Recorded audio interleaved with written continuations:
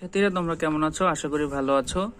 দেখো আজকে আমরা ভাগের সাহায্যে বর্গমূল নির্ণয় করো। এটা হচ্ছে সপ্তম শ্রেণীর ভাগের সাহায্যে বর্গমূল নির্ণয়। আমরা এই যে 2 নাম্বার যে অঙ্কগুলো দেওয়া আছে এগুলো আমরা সব কয়টা আজকে সলভ করে দিব। ঠিক আছে, খুব সহজে তোমরা দেখেছো আমরা কিভাবে সলভ করি। বর্গমূলটা কত সহজে আজকে খুব সহজে আমরা সলভ করব। তো চলো আমরা প্রথম যে অঙ্কটা সেটা দেওয়া ছিল কি 1 নম্বর অঙ্ক।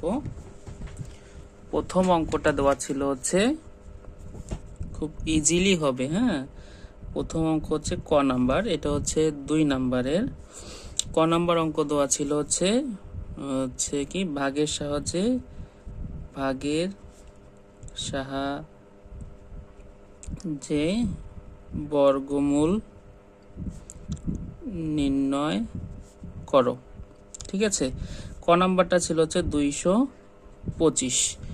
এখন আমরা 225-এর বর্গমূল নির্ণয় করব খুব সহজে। ঠিক আছে, তোমরা খুব ইজিলি পরের অঙ্কগুলো পাবে। দেখো আমরা যদি তুলি আমরা এখানে লিখলাম 225, তারপর আমরা ভাগ চিহ্ন যেভাবে দেই সেভাবে একটা দাগ দিব। ঠিক আছে, খুব সহজে আমরা শিখব ভাগের সাহায্যে বর্গমূল নির্ণয়। ঠিক আছে, তোমরা এই অঙ্কগুলো যদি এখন আমার এই ভিডিওটি যদি দেখো তাহলে এগুলো নিয়ে আর কোনো সমস্যা থাকবে না। আর এটা শুধুমাত্র তোমরা পাবা পবিত্র ম্যাথ হাব। হ্যাঁ, আরেকটা কথা বলে রাখি, আমার চ্যানেলের কিন্তু নাম পরিবর্তন হয়েছে। আশা করি তোমরা সবাই এই চ্যানেলের সাথে সবসময় যুক্ত থাকবে। ঠিক আছে, চলো আমরা শুরু করি।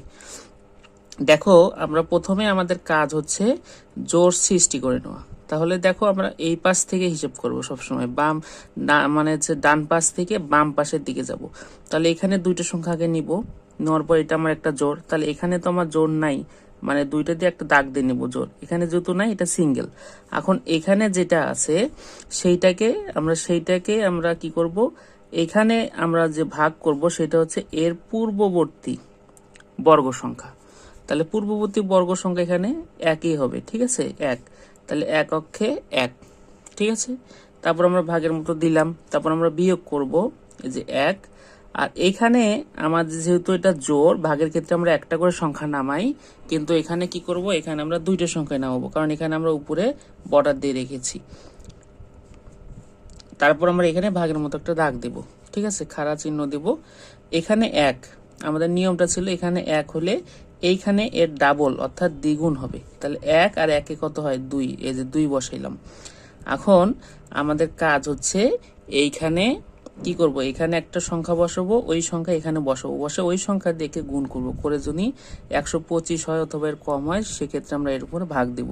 তাহলে দেখো এখানে যদি আমরা 2 বসাই, তাহলে এখানে যদি ধরো 2 বসাই, যে 2 বসাইলাম, তাহলে কত হয় 2 বসালে 22, 22 দিয়ে 2 কে গুণ করলে কত হয় 2 দুগুণ 4, 2 দুগুণ 4 অর্থাৎ 44। এটা হইল না। যদি আমরা এখানে 5 বসাই, দেখো এখানে আমরা 5 বসালাম, এখানে আমরা 5 বসাবো, তাহলে 5 দিয়ে একে গুণ করতে হবে।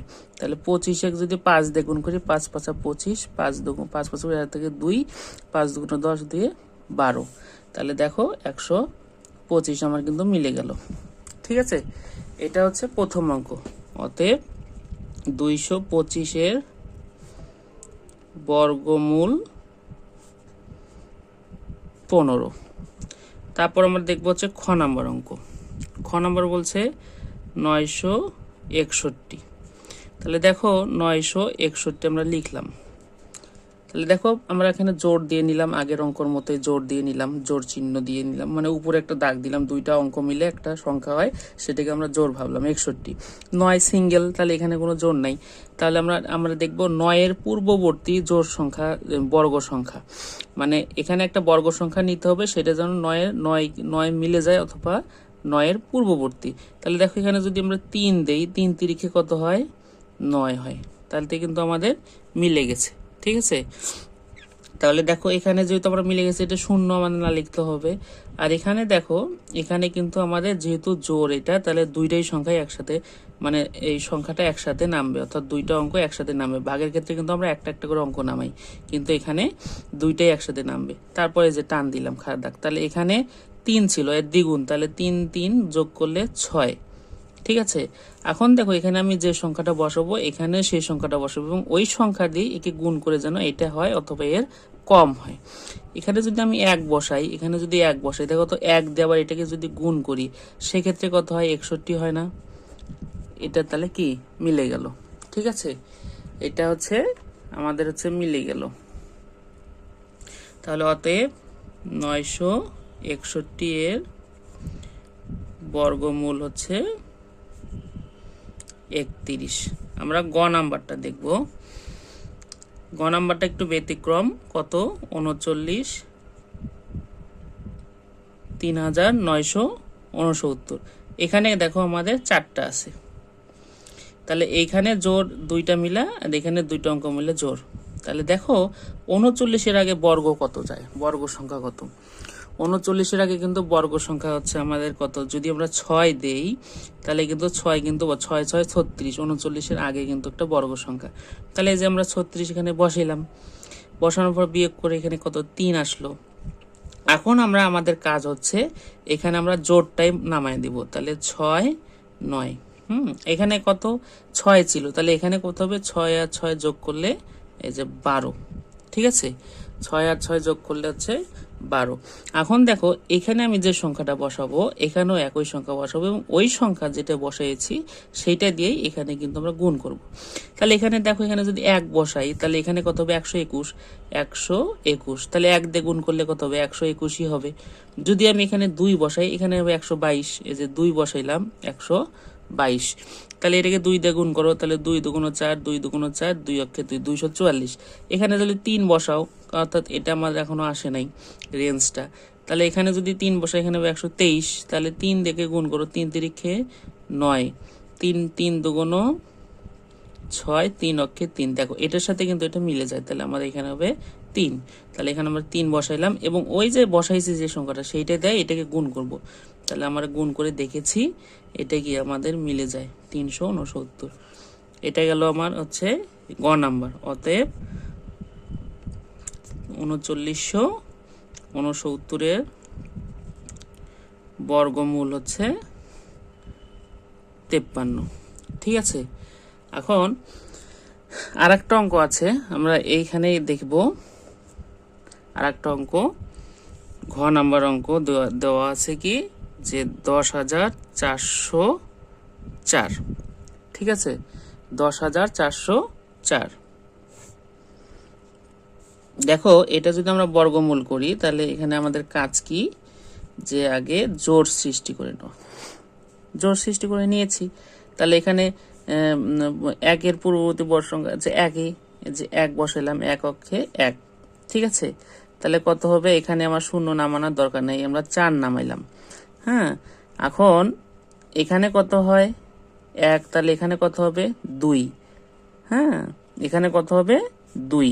এখন দেখো আমার 4 দিয়ে তো এখন এখানে যদি 1 বসে 21 হয়, তাহলে আমার কি ভাজক হচ্ছে বড় হয়ে যাচ্ছে ভাজ্যর থেকে। তাহলে আমাদের কাজ হবে কি? এটা নামানো।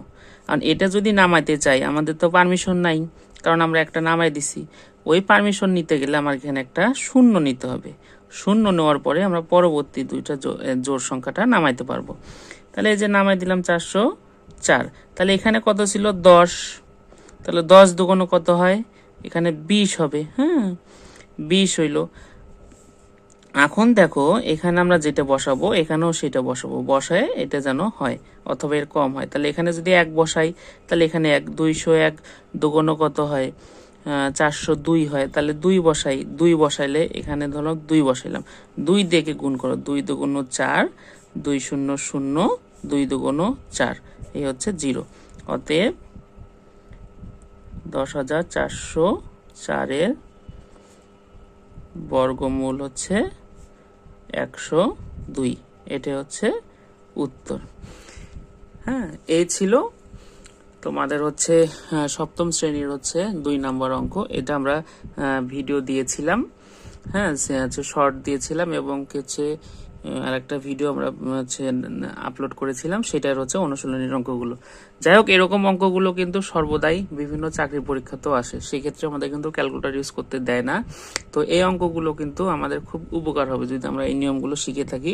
চাকরির পরীক্ষার ক্ষেত্রে আমরা বর্গমূল্য সুন্দরভাবে নির্ণয় করতে পারবো। যাই হোক, সবাই ভালো থাকবে, সুস্থ থাকবা, সবার জন্য শুভকামনা। অবশ্যই অবশ্যই আমার এই পবিত্র ম্যাথ হাবের সাথে থাকবা।